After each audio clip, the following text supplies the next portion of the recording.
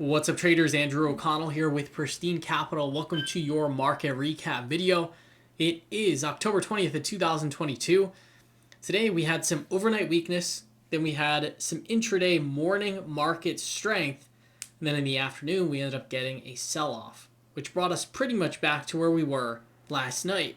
S&P 500 finished down 0.84%. Our NASDAQ QQQ finished down 0.51%. Our IWM small caps were down 1.27%. Dow Jones was down 0.34%. The ARK Innovation ETF was only down 0.37% despite Tesla having a really weak day. We'll take a look at that chart.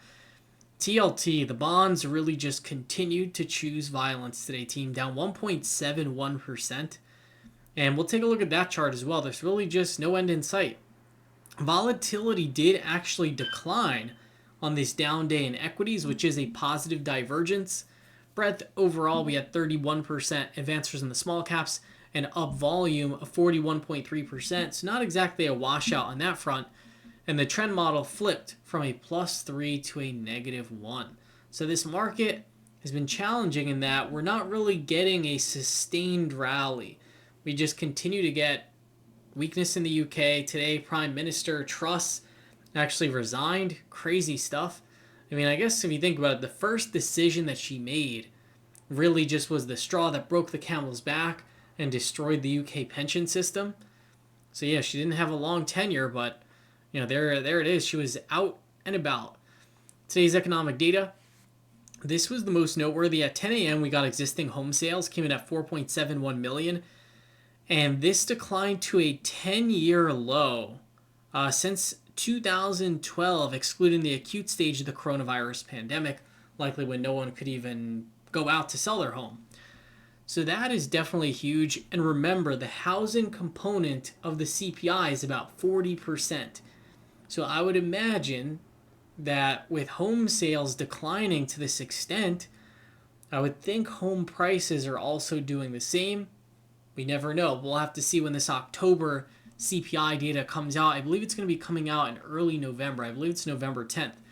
Then, of course, we did have some Fed speakers, and they were pretty hawkish, just saying the same stuff they say every day. Like, you know, they're pretty much just saying, we're going to have to keep raising rates, and eventually might be able to stop. Don't know when. We haven't made any progress on inflation yet, so that has to be taken care of. That's basically it. VIX Futures term structure still inverted on these front 2 months, but you can see the October month expired. So now it's not the first 2 months and then December. Now it's just this November future here as well as the December future. Finviz Heat Map, Tesla, negative 6.65% after reporting earnings. Overall, I think their earnings report was pretty good, but we do have some overhangs on Tesla. Market participants do not know if Elon Musk still has more shares to sell in order to buy Twitter. So yeah, earnings report, maybe wasn't so great. Then that overhang as well leads to a down day in the stock. Consumer defensives did get hit today. The energy stocks finished out green for the most part, but not really a big follow through from yesterday's action. And semiconductors were actually green on the session today. But overall, just a pretty bleak heat map. In terms of sectors, XLE, Energies in our top momentum slot, didn't really make much incremental progress today, but the MSOS Cannabis ETF was up 4.11%.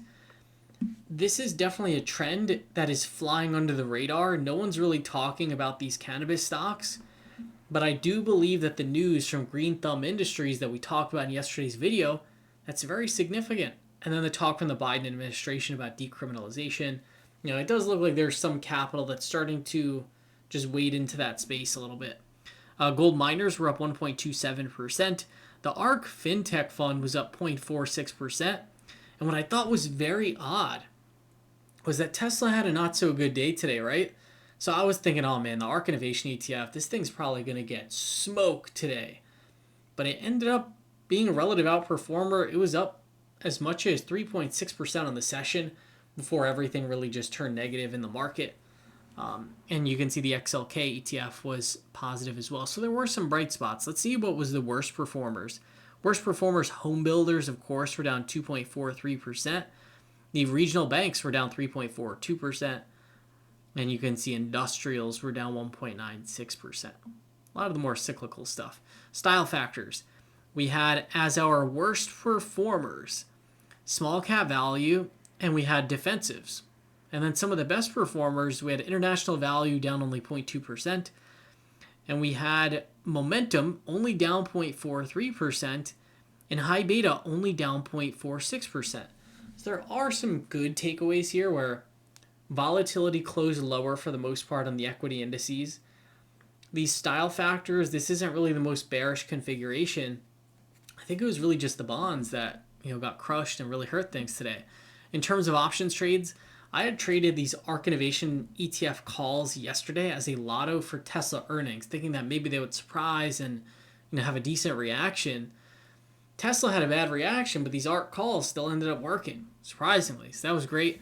I closed out half of them for $1.07. I'd paid 99 cents, very small winner. And I closed the other 50% for $1.05. So small winners there, nothing big at all. Maybe like an 8% winner and like a 6% winner. I ended up rolling the position out in time. So I got long the ARK November 18th, 36 strike calls for $2.45.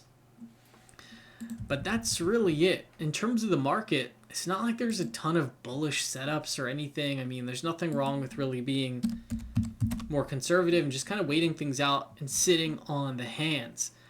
S&P 500, it's a shame we closed below this teal downward trend line.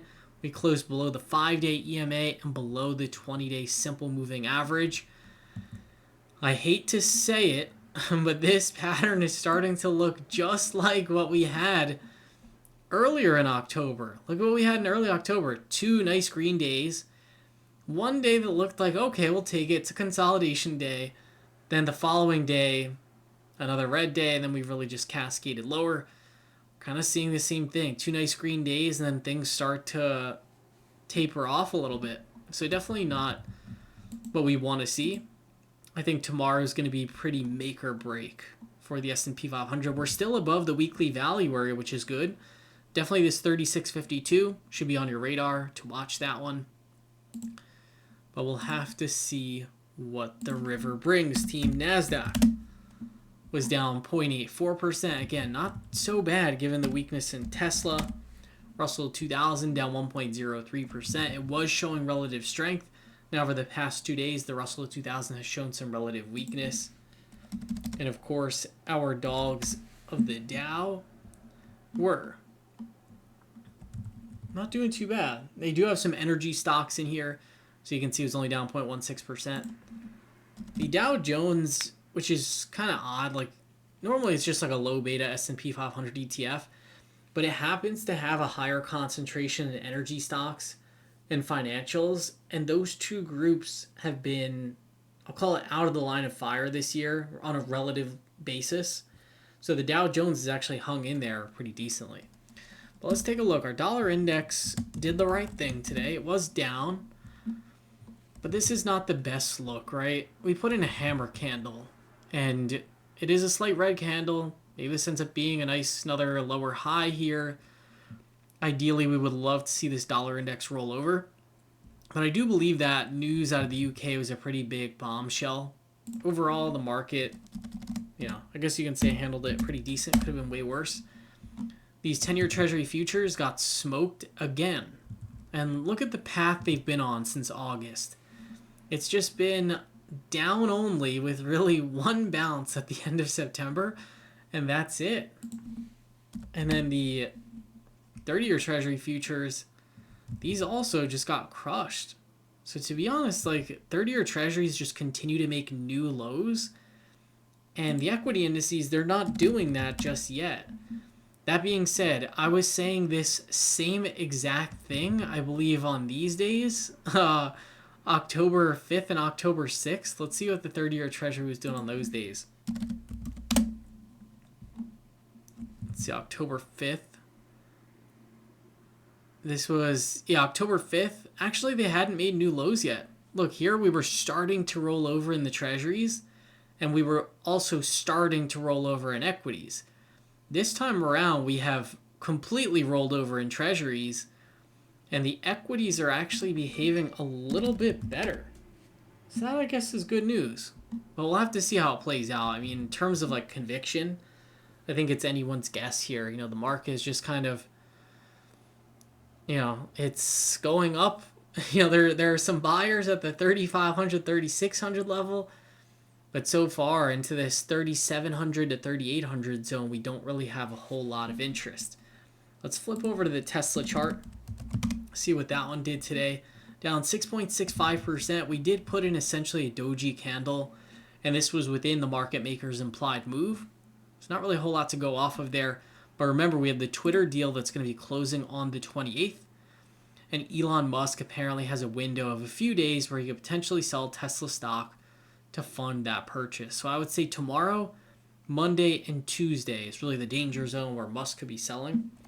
And then other than that, you know, that window of potential weakness closes. I do want to point out before we break, Snapchat reported earnings after the bell. And I believe Snapchat beat on their headline numbers. And this one, you know, just didn't fit the bill. Down at $7.98 in the after hours. So it still remains a market where you gotta come with the numbers. If you don't come with the numbers, you're in trouble. With that being said, that about does it for this market recap video. Hope you all had a great session today. And as always, we will see you all next time.